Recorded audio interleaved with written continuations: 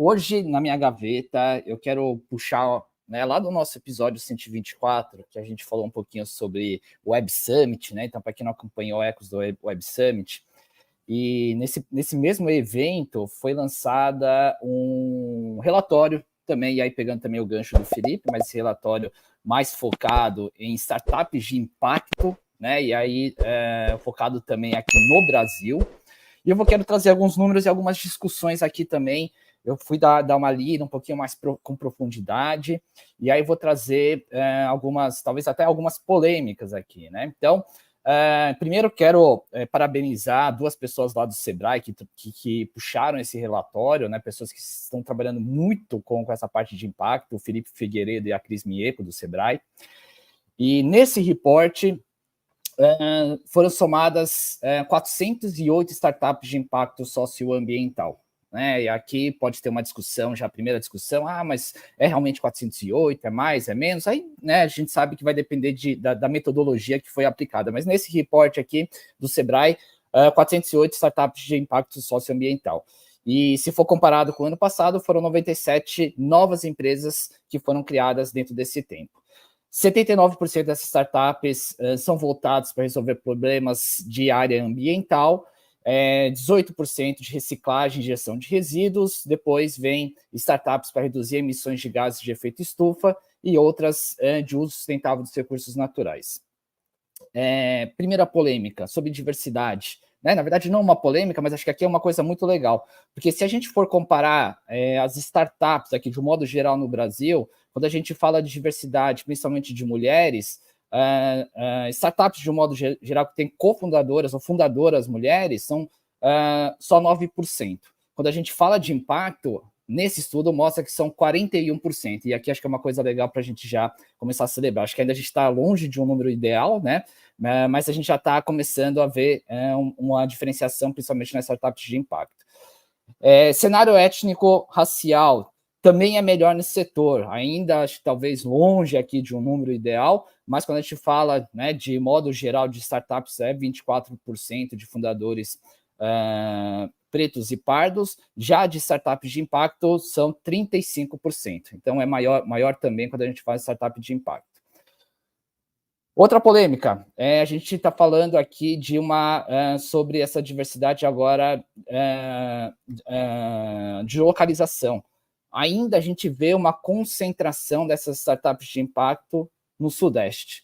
E aí, se eu for comparar aqui o número, são 169 que são startups de impacto no Sudeste, e em segundo lugar, quase metade, 86 no Nordeste. Então, a gente ainda tem uma grande concentração. Então, e aí eu vou cruzar com outra informação, que quais são os principais desafios das startups? E a grande maioria, 36%, trouxe que acesso a financiamento e investimento.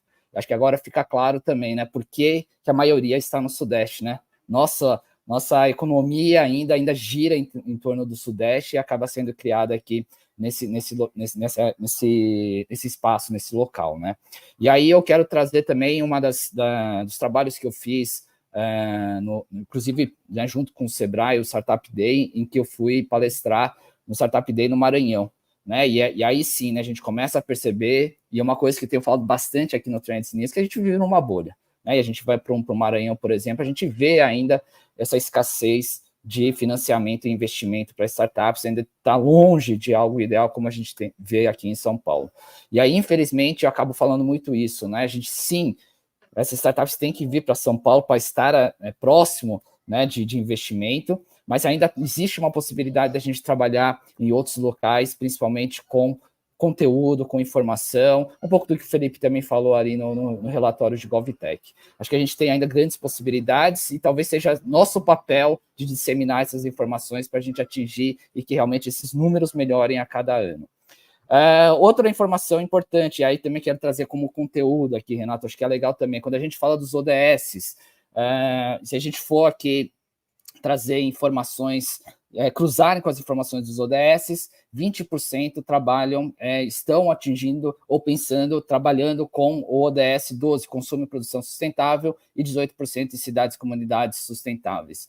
E aqui eu quero trazer só um ponto importante que eu tenho falado muito, né? Também sou conselheiro de inovação de um prêmio, né? Chamado Prêmio Impactos Positivos, e tenho falado muito sobre isso. Não são as ODS, né? As pessoas falam ainda errado, são os ODS, já que a gente está falando dos Objetivos de Desenvolvimento Sustentável. Então, a gente tem que lembrar sempre isso para a gente levar como informação. Nesse relatório também, quero trazer 2 startups que estão ali e que, por acaso, também eu conheço.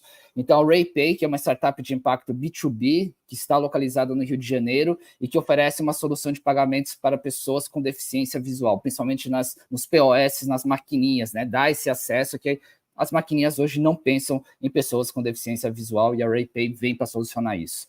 A segunda que eu quero destacar aqui também é a Odona, aliás, só para também dar aqui visibilidade, a RayPay é do Nilo, que eu acabei mentorando ele em um programa de aceleração, e a Odona da Jana, já que a gente está falando de mulheres, então a Jana, a Odona é uma HR Tech, que é aqui de São Paulo, ela é de Santos, com foco em diminuir a desigualdade social no mercado de trabalho brasileiro por meio de ações voltadas para a diversidade. Então, 2 casos aqui que estão aqui no relatório do Sebrae.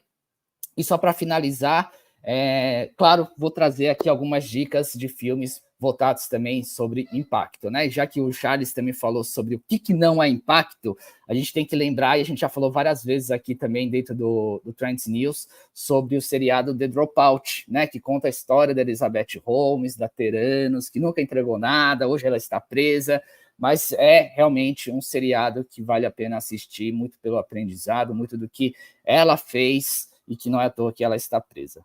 Segundo, que eu quero colocar aqui como um filme bacana para assistir, é do Yunus, né, que o economista e vencedor do Prêmio Nobel da Paz, a gente sempre tem que lembrar dele pelo impacto que ele tem causado no mundo.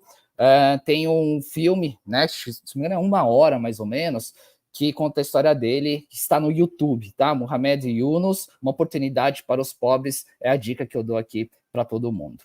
Não sei se vocês têm outras dicas aqui de filmes ou seriados, mas passo a bola para você, Renato.